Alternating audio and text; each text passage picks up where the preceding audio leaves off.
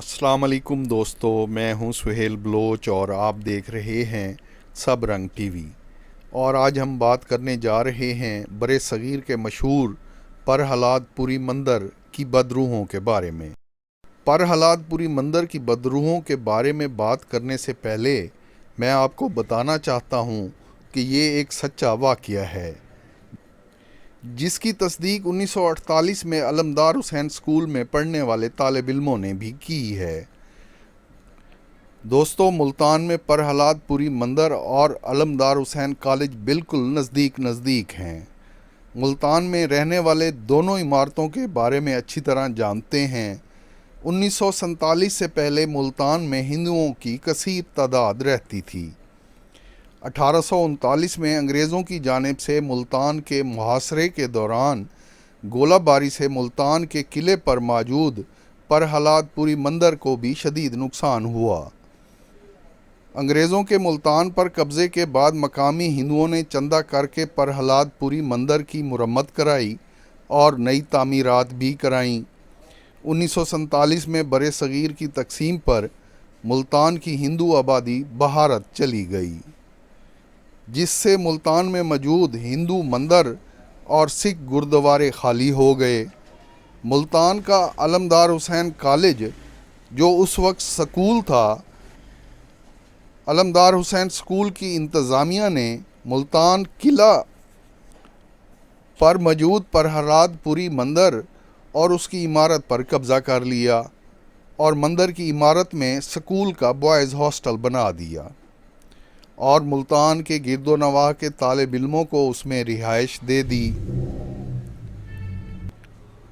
مندر میں طالب علموں کی رہائش کے کچھ دن بعد طالب علموں نے علمدار حسین اسکول کی انتظامیہ سے شکایت کی کہ مندر سے رات کے وقت چیخوں کی آوازیں آتی ہیں، مندر میں چوکیدار تعینات کیا جائے۔ طالب علموں کی شکایت پر اسکول انتظامیہ نے مندر اور بوائز ہاسٹل کے لیے چوکیدار کا انتظام کر دیا۔ مندر کے چوکیدار نے کچھ دن کام کیا۔ اچانک ایک رات مندر کے چوکیدار کے چیخنے کی آوازیں طالب علموں کو سنائی دیں۔ مندر میں موجود طالب علموں نے دیکھا چوکیدار چیخیں مارتا ہوا مندر کی عمارت سے نکل کر بھاگ رہا ہے۔ طالب علموں نے دوسرے دن علمدار حسین اسکول کی انتظامیہ کو چوکیدار بارے آگاہ کیا۔ اسکول انتظامیہ نے دوسرے چوکیدار کو رکھنے کی کوشش کی، لیکن مقامی لوگوں نے مندر کی چوکیداری سے انکار کر دیا۔ کچھ دن بعد طالب علموں کو مندر سے پھر چیخوں کی آوازیں آنی شروع ہو گئیں اور مندر میں رہنے والے طالب علم بیمار ہونا شروع ہو گئے۔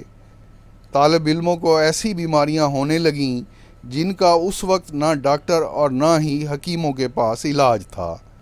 اس صورتحال میں طالب علموں نے ہاسٹل کو چھوڑنا شروع کر دیا، جس پر علمدار حسین اسکول کی انتظامیہ نے ملتان کے عاملوں سے رابطہ کیا۔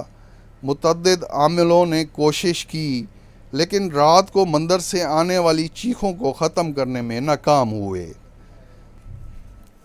علمدار حسین اسکول کی انتظامیہ نے ان حالات میں اس وقت خصوصی طور پر کراچی سے ایک عامل کو بلوایا جو بنگالی جادو کا بھی ماہر تھا۔ بنگالی عامل نے مندر میں ایک رات گزارنے کے بعد علمدار حسین اسکول کی انتظامیہ سے کہا کہ اس مندر پر بدروحوں کا قبضہ ہے۔ بدروحوں کو مندر سے بھگانے کے لیے بنگالی عامل نے ایک ہفتے کا وقت مانگا۔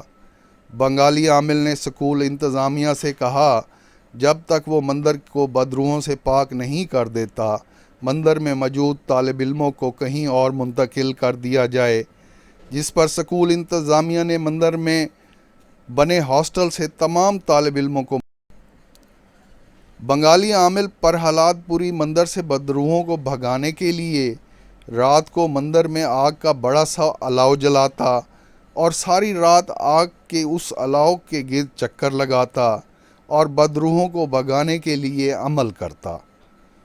اس وقت پرہلاد پوری مندر میں بنے علمدار حسین اسکول کے ہاسٹل میں رہنے والے ایک طالب علم کا کہنا ہے کہ لوگوں نے بنگالی عامل کو 3 رات تک پرہلاد مندر میں عمل کرتے دیکھا۔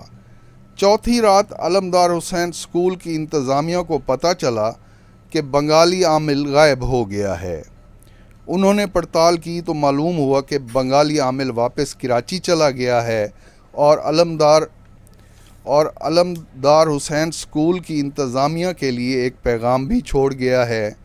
बंगाली आमिल ने स्कूल इंतज़ामिया से कहा कि इस मंदिर के कुएं में बेकसूर लोगों को कत्ल करके फेंका गया है और जिसने इन बेकसूर लोगों को कत्ल करके इस कुएं में फेंका था वो भी कत्ल हुआ और उसकी लाश भी इसी कुएं में फेंकी गई।